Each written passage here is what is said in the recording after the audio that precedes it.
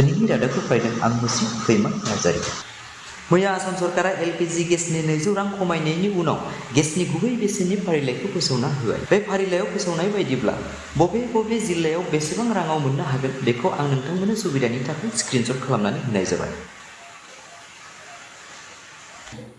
मैया आसामनि गुवाहाटीनि खिलखाखौ बिलनि उचित अभियानआ बुहुमनि सुबुंफोरनि सिगाङाव मोनसे सोमोनांथाव जारिमिन सोरजिलायबाय। गावसोरनि न'-बां हाफोरखौ रैखा खालामनो थाखाय सानैसो आइजोफोरा मैया लांदां जिजों सोमावसारो आरो बे सोमावसारनायनि दायनिगिरि महरै गासै सा9 जन सुबुंखौ पुलिसफोरा बिथांमोननि मुङा जादों फारियै आकाश दले, बिद्युत सइकिया, रन्जित सिन्हा, पलाखी दास, निभा देउरी, दीप्ति सइकिया, विशाल चौधुरी, राकेश राजबंशी आरो विकास घोष। मैया लखिमपुराव मोनसे सोमोनांथाव बिबार बिछेदनि खौराङा आसामजों लोगोसे भारतनि गोबां सुबुंफोरखौ साननायाव गोदोहाब होयो।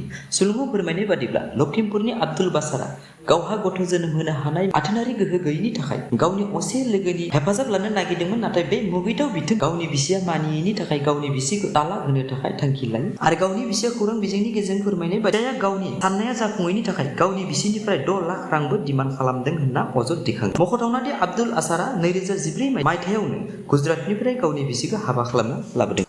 मैया आसाम सरकारा रेशन कार्डनि बिगोमाफोरनिसिम मोनसे मोजां खौरां फोसावना होयो। दिनैनिफ्राय नोंथाङा थारै जुदि रेशन कार्डनि गेजेरजों माइरं मोनजायोब्ला 10 खालारनिफ्राय 16 खालारनि गेजेरावनो जेरैखि जाया माइरंखौ मोननो हागोन।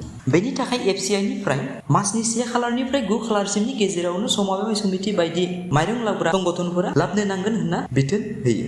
मैया घिलामारा थानानि सिङाव थानाय मुरनि पन्चायतनि कपाट' मुंनि दखरसे गामियाव टंकेश्वर चुटिया आरो हितेश्वर चुटियानि प्राय 35 बोसोर बैसोनि सासे फिसाजोआ गोबां बोसोरनि सिगांनिफ्रायनो बिमा-बिफा, बिदा-बिनानाव, बाय-बाहागि रावनिबो खौरां बाथ्रा लाया हसिया खालि आखायाव गंसे सिखा लानानै हर-सान घिलामारि थानानि सिङाव थानाय गोबां गामिनि सुबुंफोरखौनो सोरखौबा दानथारनो नागिरनानै होसोनाय आरो सोरखौबा आखाइ-आथिं बुफायनाय बायदि बायदि आखुजों गोहो दिन्थिबोबाय थानायखायनो बिथांखौ लेडि डन मुङै बिथांखौ गासैबो गाबज्रियोमोन। नाथाय मैया जेब्ला बिथाङा गावनि बिमा-बिफा सानैखौबो बुख्रुब-बुसि खालामबावो अब्ला ओनसोलनि गासैबो लोगो नांनानै पुलिसखौ खौरां होनायजों लोगोसे बिथांखौ पुलिसनो हमना हरो। आथिखालाव बिथाङा घिलामारा पुलिस थानानि सिङाव जोबनानै दोनजाबाय।